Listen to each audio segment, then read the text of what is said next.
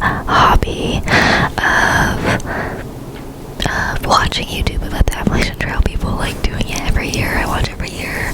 Like this past year, I watched Mama Bear, Baby Bear, OSAT. Well, I call them OSAT G to M, but it was One Step at a Time from Georgia to Maine. One Step at a Time from Georgia to Maine. But I just shortened it to OSAT G to M when I would talk to my family about it. My mom also watches A-Tears. She watches a guy called Hawk. I'm not sure what his channel name is, but his name is Hawk. And my mom watches him all the time. That's like her favorite channel. I also watched Captain and I don't remember their channel name. I feel really bad for forgetting, but the mom has pink hair and she did the trail with her son, whose nickname was Captain. If the name comes to me, I'll let you know, but they hiked at the AT this past year, so I watched them a lot as well. And I got this book a little bit ago. I haven't read it yet, but now would be a good time to start. Once spring vibes kind of start to come up and it starts to get lighter out and warmer out, I get more into hiking again. And every single year I always think like, oh, I wish I could do the AT. And people are gonna be starting soon. Some people may have started now. It is mid-February as I'm filming this. Some people start in February. Not many, but some do, especially now that it's around mid. But most people start in March. March is the typical starting time for the Appalachian Trail. If you're starting in Nobo, if you're going Nobo, so northbound, if you're starting in Georgia and you're going north to Maine, you're gonna start in March. And I love hiking and I love camping, so I already have some gear, and I try to acquire lighter gear or gear that might make me more likely to backpack. I've never backpacked before. I've hiked and then been at the campsite, but I've never backpacked where I carry everything on me the whole day and then set up camp somewhere. That makes me nervous. How am I gonna have enough? How am I gonna have all my food? And I see how they do it every year, and I still somehow can't comprehend how I would do it. But long story short, this book, which is called A Walk in the Woods, Rediscovering America on the Appalachian Trail by Bill Bryson. It is a New York Times bestseller. It is also now a major motion picture starring Robert Redford and Nick Nolte. I have seen the movie, I think, a while ago, but I really wanted to read the book.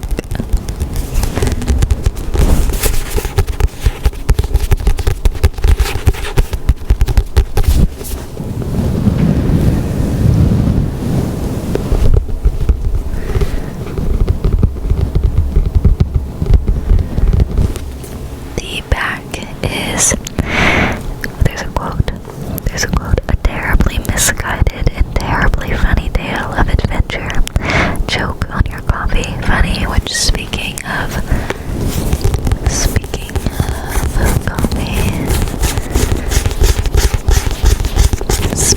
coffee, I have made myself my own Irish cream coffee.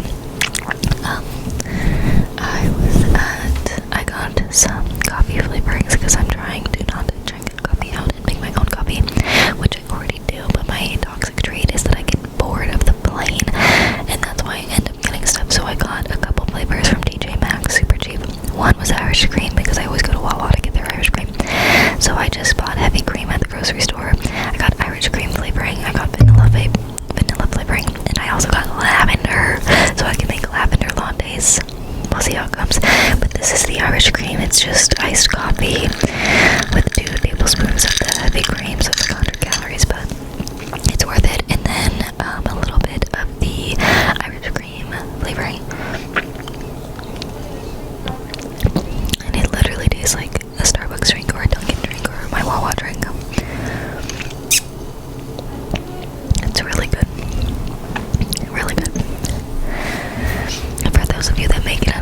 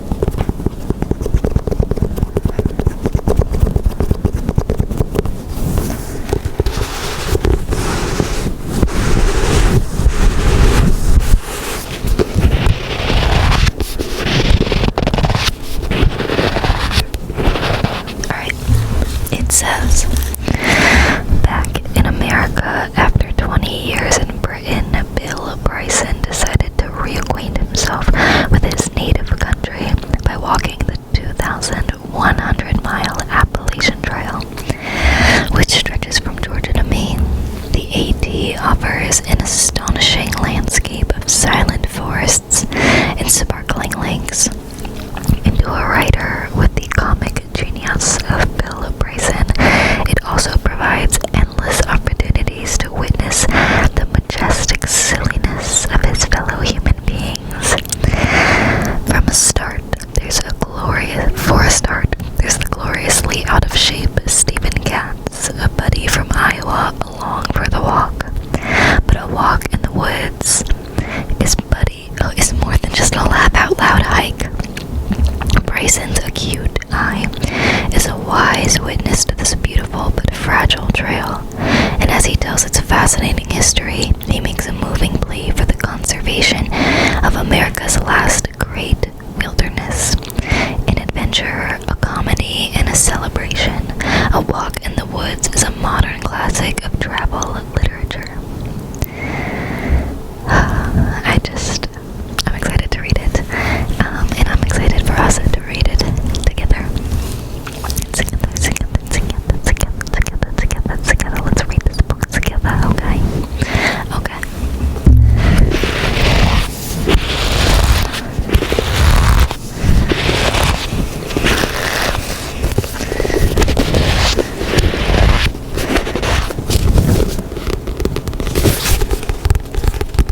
Let me move this up.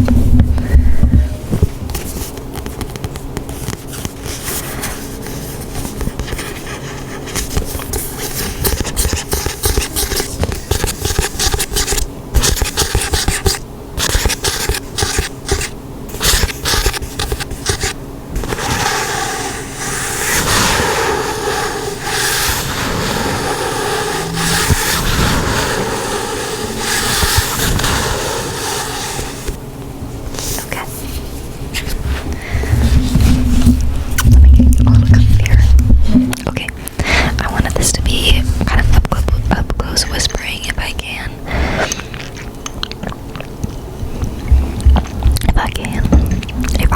So let's see. Yeah, see if I can multitask and do it cupped as well. We'll try lots of quotes, pages of quotes. Oh my god. Okay, here we go.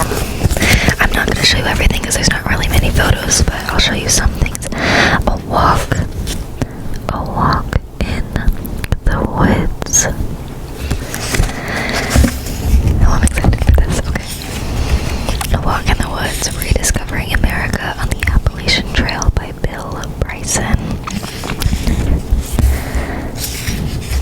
Oh, and here we go. Here's just a little map of, this is a map of the East Coast from Florida all the way up to Maine. But as you can see, the trail starts over here in the eastern section. Wait.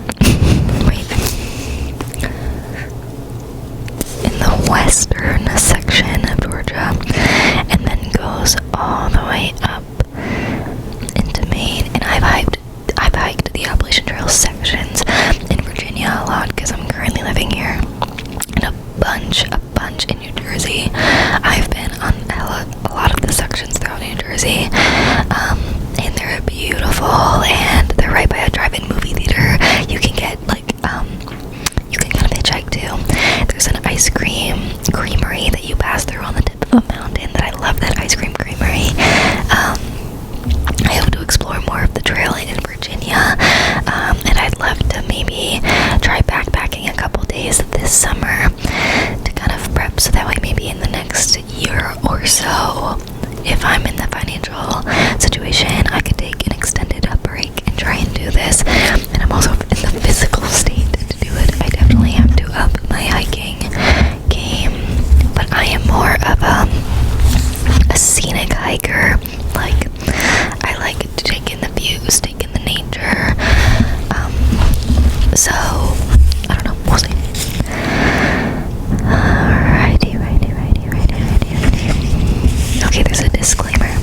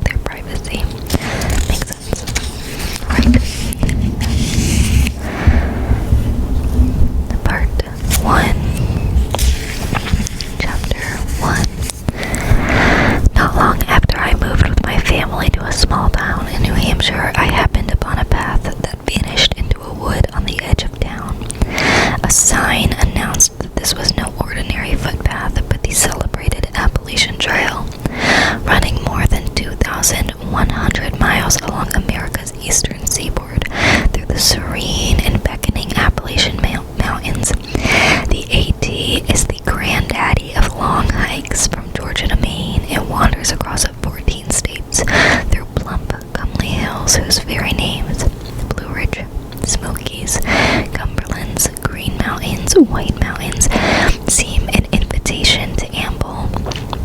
Who could say the words Great Smoky Mountains or Shenandoah Valley and not feel an urge, as the naturalist John Muir once put it, to throw a loaf of bread and a pound of tea in an old sack and jump over the back fence? Side note, this isn't in the book, but I go to Shenandoah National Park all the time and I love it there, so I think that would be the perfect spot. I've done the IT sections through there, that's where I'm most experienced. I think in Shenandoah is probably where I'd want to try backpacking first, test it out. So if any of you guys have any experience backpacking or know those mountains at all, feel free to share. Alright, resuming.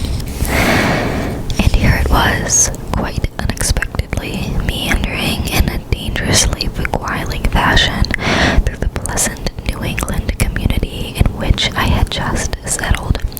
It seemed such an extraordinary notion that I could set off from home and walk 1,800 miles through woods to Georgia, or turn the other way and clamber over the rough and stony White Mountains to the fabled brow of Mount Katahdin, floating in forest 450 miles to the north in a wilderness few have seen. A little voice in my head said, "Sounds neat, let's do it."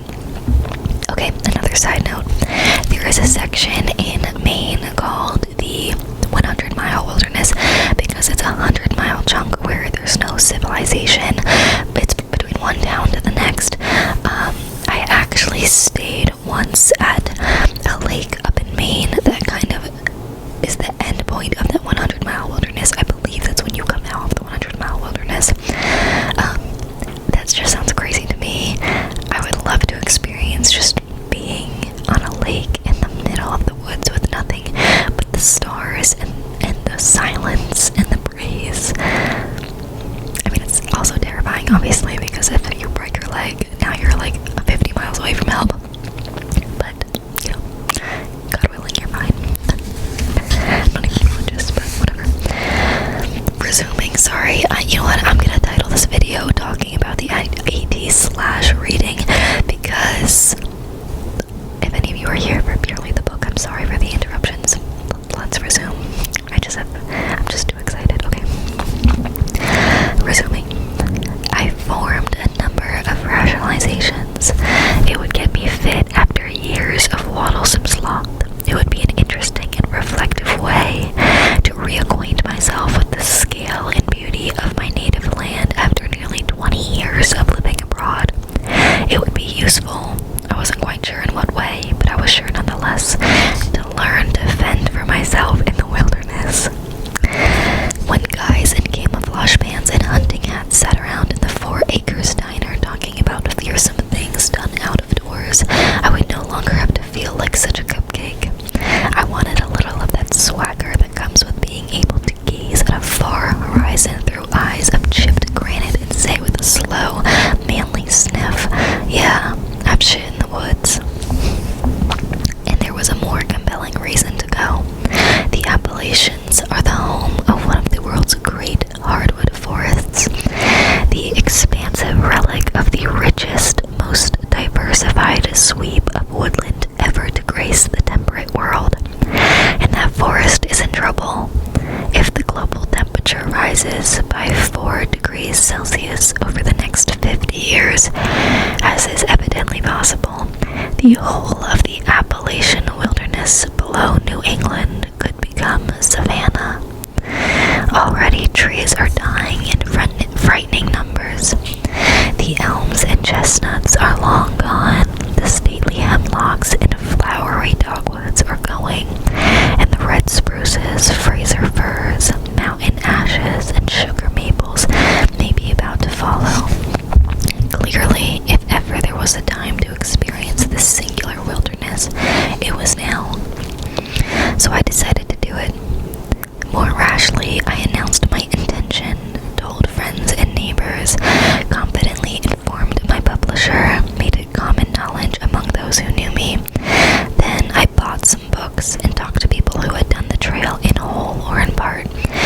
came gradually to realize that this was way beyond anything I had attempted before. So we're in the same shoes. Nearly everyone I talked to had some gruesome story involving a guileless acquaintance who had gone up hiking the trail with high hopes and new boots and come stumbling back 2 days later with a bobcat attached to his head or dripping blood from an armless sleeve and whispering in a hoarse voice, "Bear," before sinking into a troubled unconsciousness.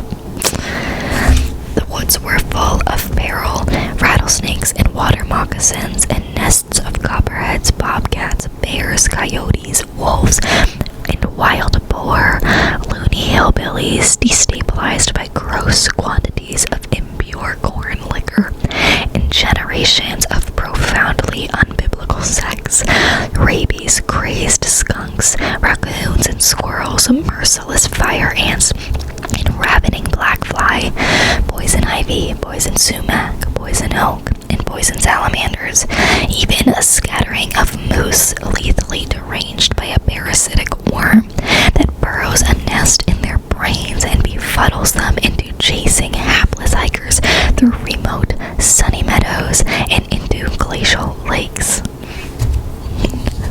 Literally unimaginable things could happen to you out there. I heard of a man who had stepped from his tent for a midnight pee and was swooped upon by a short-sighted hoot owl. The last he saw of his scalp, it was dangling from talons, prettily silhouetted against a harvest moon.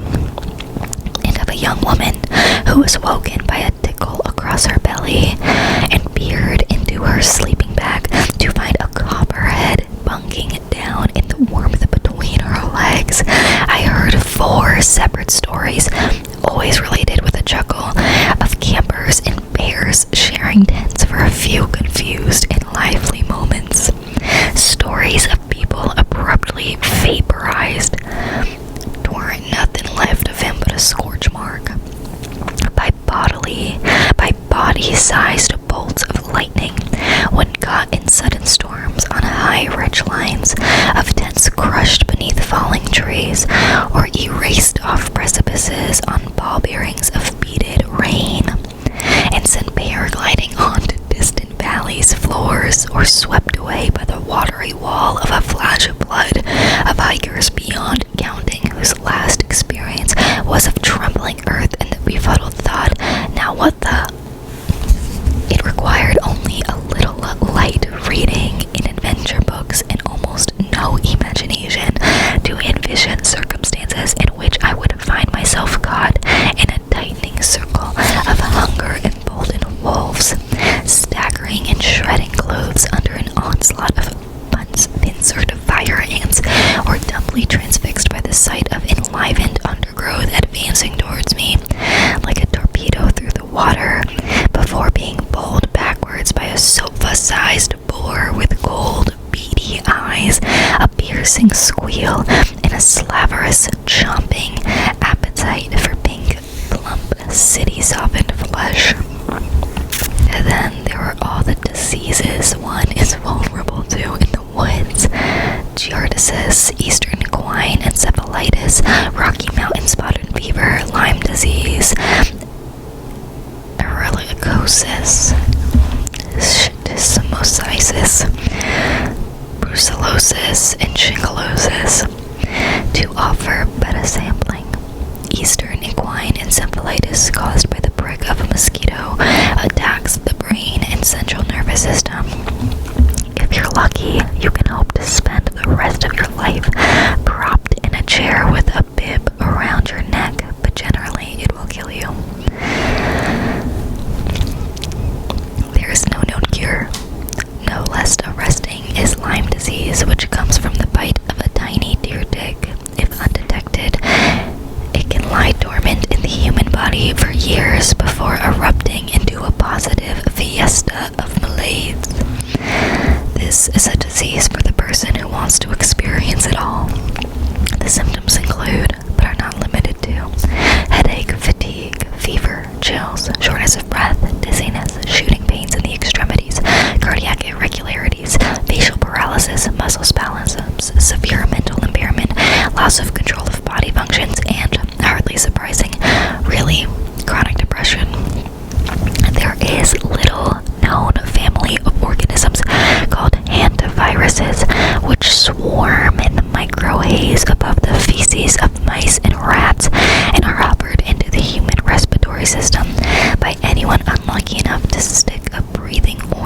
was near them by laying down, say, on a sleeping platform over which infected mice have recently scampered. In 1993, a single outbreak of hantavirus killed 32 people in the southwestern United States. In the following year, the disease claimed its first victim on the AT when a hiker contracted it after sleeping in a rodent-infested shelter.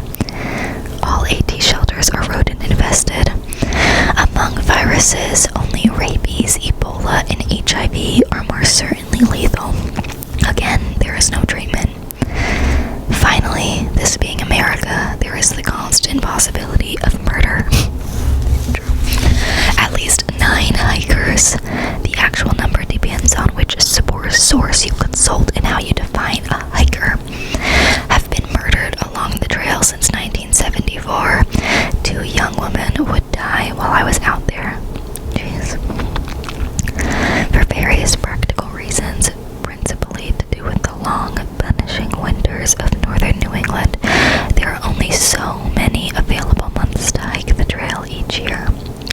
If you start at the northern end, at Mount Katahdin in Maine, you must wait for the snow clears in late May or June. If, on the other hand, you start in Georgia and head north, you must time it to finish before mid-October, when the snow blows back in. Most people hike from south to north, so south to north, with spring ideally keeping one step ahead of the worst of the hot weather and the more irksome and infectious of insects. My intention was to start in the south in early March. I put aside 6 weeks for the first leg. The precise length of the Appalachian Trail is a matter of interesting uncertainty.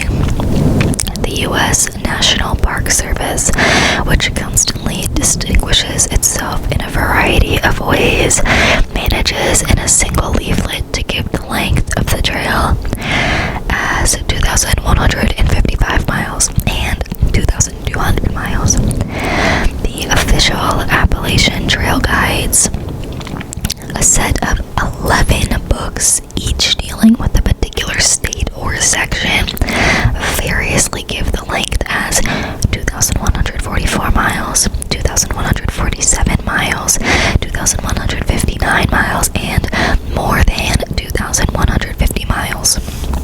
The Appalachian Trail Conference, the governing body in 1993, put the trail length as exactly 2,146.7 miles, then changed for a couple of years to a hesitantly vague more than 2,150 miles, but has recently returned to a confident precision with a length of 2,160.2 miles.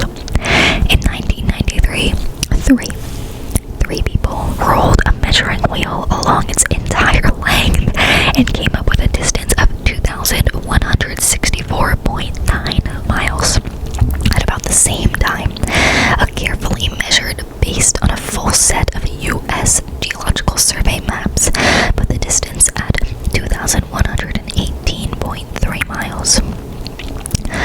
What is certain is that it is a long way, and from either end, it is not easy. The peaks of the Appalachian Trail are not particularly formidable as mountains go. The highest, Clingman's Dome in Tennessee, tops out a little under 6,700 feet.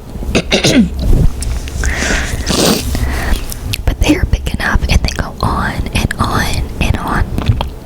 There are more than 350 peaks over 5,000 feet along the AT, and perhaps 1,000 more, in the vicinity. Altogether, it takes about 5 months and 5 million steps to walk the trail from end to end. And of course, on the AT, you must lug on your back everything you need.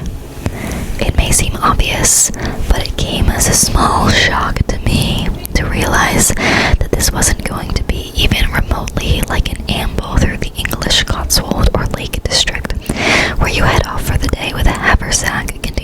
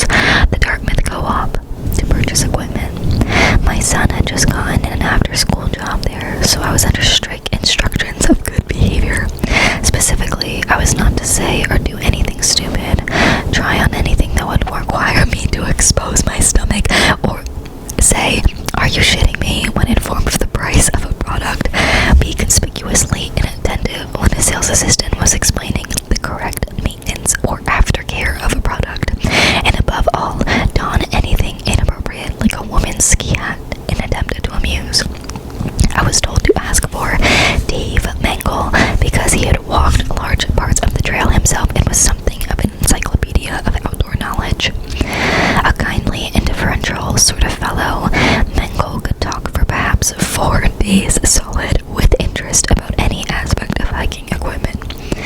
I have never been so simultaneously impressed and bewildered. We spent a whole afternoon going through his stock.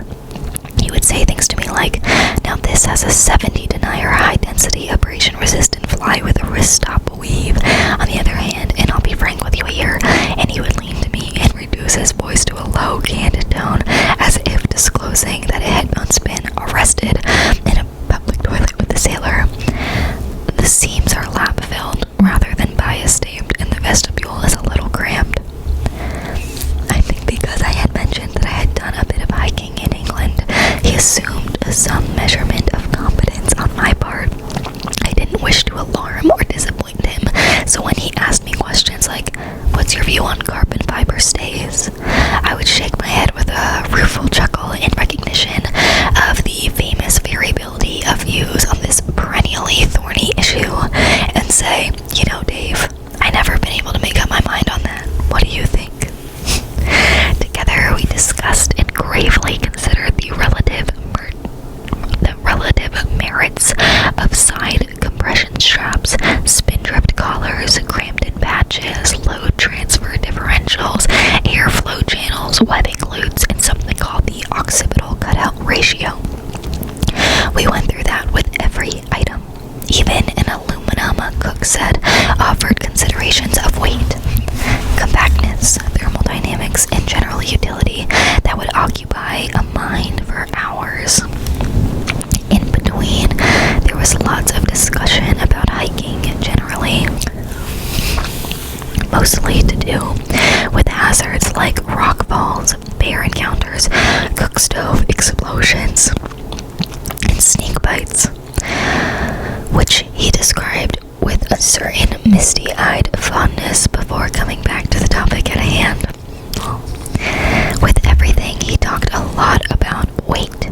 It seemed to me a trifle over fastidious to choose one sleeping bag over another because it weighed 3 ounces less, but as equipment piled around us, I began to appreciate how ounces accumulate into pounds. I hadn't expected to buy so much. I already owned hiking boots, a Swiss Army knife, and a plastic map pouch that you wear on your neck on a piece of string, so I had felt I was pretty well there.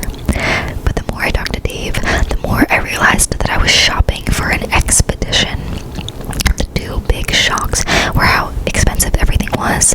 Each time Dave dodged into the storeroom or went off to confirm a denier rating, I stole looks at price tags and was invariably appalled, and how every piece of equipment appeared to require some further piece of equipment. If you bought a sleeping bag, then you needed a stuff sack for it. The stuff sack cost $29. It's probably even more expensive now. I found this as an increasingly difficult concept to warm to when, after much solemn consideration, I settled on a backpack, a very expensive Gregory, top of the range, no point in sitting here sort of thing, he said. Now, what kind of straps do you want with that? I beg your pardon, I said, and he recognized at once that I was on the brink of a dangerous condition known as retail burnout. No more now would I blithely say, better give me half a dozen of those days. Oh, and I'll take 8 of these. What the heck, making a dozen, you only live once. The mound of provisions that a minute ago had looked so pleasingly abundant and exciting, all new, all mine, suddenly seemed burdensome and extravagant. Straps, Dave explained. You know, to tie on your sleeping bag and lash things down. It doesn't come with straps, I said in a new, level tone.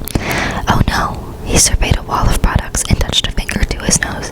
You'll need a rain cover too, of course. I blinked. A rain cover? Why? To keep out the rain. The backpack's not rainproof.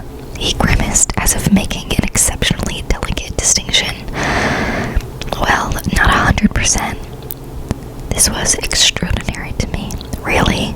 Did it not occur to the manufacturer that people might want to take their packs outdoors from time to time? Perhaps even go camping with them. How much is this pack anyway? $250. $250? Are you shit? I paused and put on a new voice. Are you saying, Dave, that I pay $250 $5 for a bag, and it doesn't have straps, and it isn't waterproof. He nodded. Does it have a bottom in it? Mengel smiled uneasily. It was not in his nature to grow critical or weary in the rich, promising world of camping equipment. The straps come in a choice of 6 colors, he offered helpfully. I ended up with enough equipment to bring full employment to a value of Sherpas, a 3-season tent, self-inflating sleeping pad, nested pots and pans, collapsible eating utensils, plastic dish and cup, complicated pump-action water purifier, stuff sacks in a rainbow of colors, seam sealer, patching kit, sleeping bag, bungee cords, water bottles, waterproof poncho, waterproof matches, pack cover, a rather nifty compass, thermometer, keyring, a little collapsible stove that looked frankly like dribble, gas bottle and a spare gas bottle, a hands-free flashlight that you wore on your head like a miner's lamp, a big knife for killing bears and hillbillies, insulated long johns and undershirts, 4 bandanas, and a lot of other stuff, for some of which I had to go back again and ask what it exactly was for. I drew the line at buying a designer ground cloth for $59.95, knowing I could acquire a lawn tarp at Kmart for $5. I also said no to a first aid kit, sewing kit, anti-snake bite kit, $12 emergency whistle, and small orange plastic shovel for burying one's poop, on the grounds that these were unnecessary, too expensive, or invited ridicule. The orange spade in particular seemed to shout, "Greenhorn, sissy, make way for Mr. Buttercup." Then, just to get it all over and done with at once, I went next door to the Dartmouth bookstore and bought books. The Thru Hiker's Handbook, Walking the Appalachian Trail, several books on wildlife and the natural sciences, a geological history of the Appalachian Trail by the exquisitely named B. Collins Jill, and the complete aforementioned set of official Appalachian Trail guides, costing 11 small paperback books and 59 maps in different sizes, styles, and scales covering the whole trail from Springer Mountain to Mount Katahdin, and the ambitiously priced at $233.45 the set. On the way out, I noticed a volume called Bear Attacks, Their Causes and Avoidance. Opened it up at random and found the sentence: "This is a clear example of the general type of incident in which a black bear sees a person and decides to try to kill and eat him." And toss that into the shopping basket too. I took all of this home and carried it down to the basement in several trips. There was such a lot, nearly all of it technologically unfamiliar to me, which made it both exciting and daunting, but mostly daunting. I put the hands-free flashlight on my head for the heck of it and pulled the tent from its plastic packaging and erected it on the floor. I unfurled the self-inflating sleeping pad and pushed it inside, and followed with that my fluffy new sleeping bag. Then I crawled in and laid there for quite a long time, trying out for size the expensive, confined, strangely new-smelling, entirely novel space that was spoon to be my home away from home. I tried to imagine myself lying, not in a basement, beside the reassuring, cozily domesticated roar of the furnace, but rather outside in a high mountain pass, listening to wind and tree noise, the lonely howl of dog-like creatures, the hoarse whisper of a Georgia now in accent saying, "Hey Virgil, there's one over there. Y'all remember the rope?" But I couldn't really. I hadn't been in a space like this since I stopped making dens with blankets and card tables at about age of 9. It was really quite snug, and once you got used to the smell, which I naively presumed would dissipate with time, and the fact that the fabric gave everything inside a sickly greenish pallor, like the glow of a radar screen, it was not